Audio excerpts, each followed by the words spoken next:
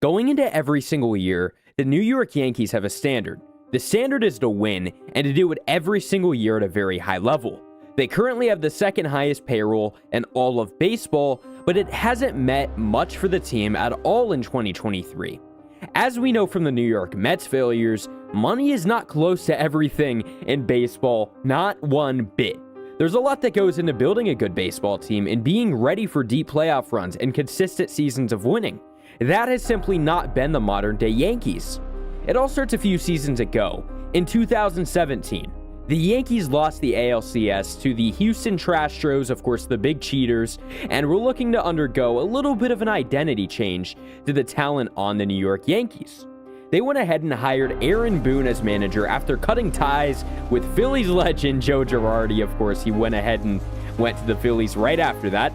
Some were unsure on how this would go, and I believe that their suspicions were right on Aaron Boone.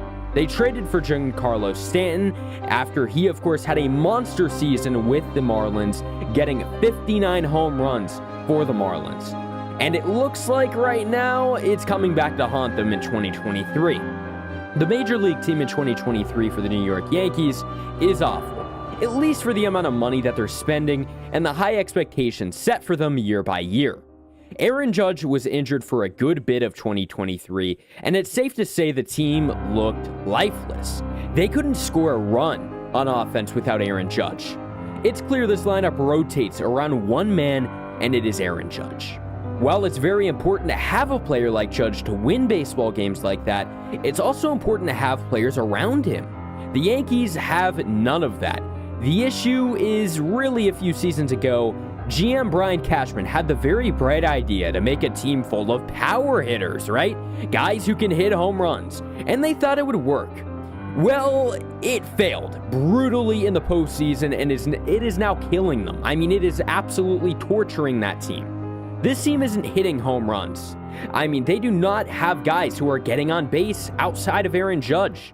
And the highest OPS on the team, again, outside of Judge, is a 756 OPS from second baseman Gleyber Torres. I mean, for your second best, that is brutal. And not to mention, the highest batting average on the Yankees is a 263 average. Yeah, I mean, this is just brutal with 244, 232, and 215 leading up that 263. I mean, it is so pathetic. Pathetic is an understatement, right? They don't get on base. They paid a lot of different veterans, and one being Anthony Rizzo.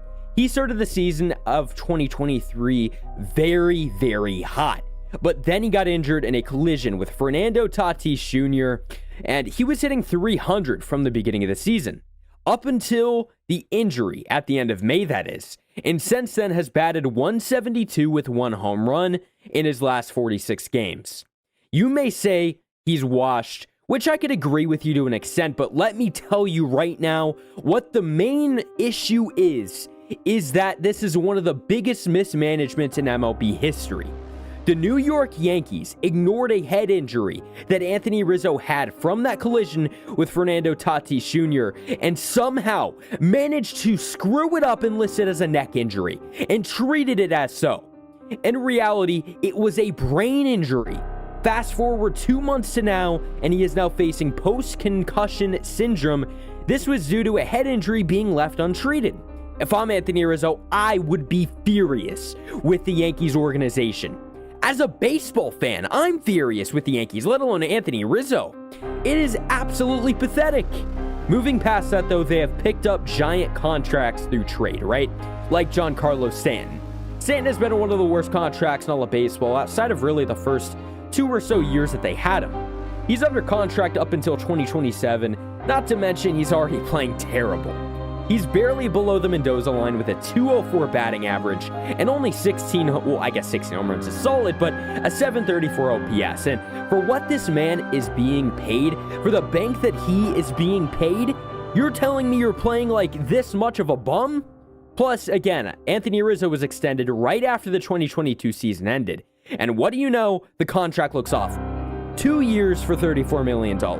A lot of that, of course, as we've already mentioned, is on the New York Yankees, but that contract for Rizzo all around was just never going to be able to work out.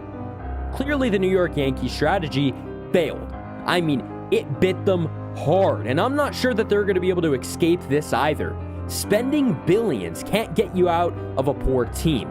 With, of course, one of the worst farm systems in baseball, that especially will remain true. The only thing that's left for New York to do is to do what Boston and Chaim Bloom did. Enter I'll call it a kind of rebuild and just accept being super mid, right? And draft super well, build up an elite farm system. Or, I mean, you could keep suffering with these awful veteran contracts and win absolutely nothing. As bad as all of this is for New York, it doesn't end here.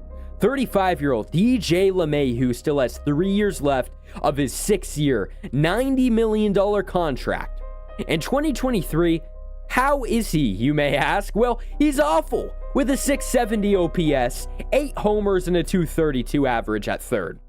I mean, at this point, they are a retirement home. It doesn't help either when young shortstop prospect was, of course, called up way too early into the bigs and is performing like crap. Of course, that is Anthony Volpe. So unfortunate for Volpe. The shortstop is a 215 average and 14 homers with a 675 OPS. It is just sad to see Volpe playing the way he's playing, knowing it's not even his fault. It's Brian Cashman's fault for refusing to develop him because he just couldn't bear to get criticized for a simple hole at shortstop. Well, joke's on you, Cashman, because the hole's still there and it's wide the hell open. And then you think, well, hey, don't they have Jason Dominguez, right? Their future's okay. Well, they do, and he may be the one and only player who looks like, that they might have a chance for the future. Although in AA at 20 years old is struggling a little bit, right? Batting .230 with 12 homers. Cashman is going to see the home runs. 12 home runs? Promote him AAA. And, as the rest of the front office is like, have you not seen Anthony Volpe? Have you not seen how he's playing? I mean, what are we doing here? Right? I mean, it is just awful. I'll continue to say it. A super high payroll will not get them out of a bottom 5 farm system, awful contracts, wasted potential, and an awful team. I hope you guys have enjoyed. Make sure to drop a like if you haven't already, and peace out.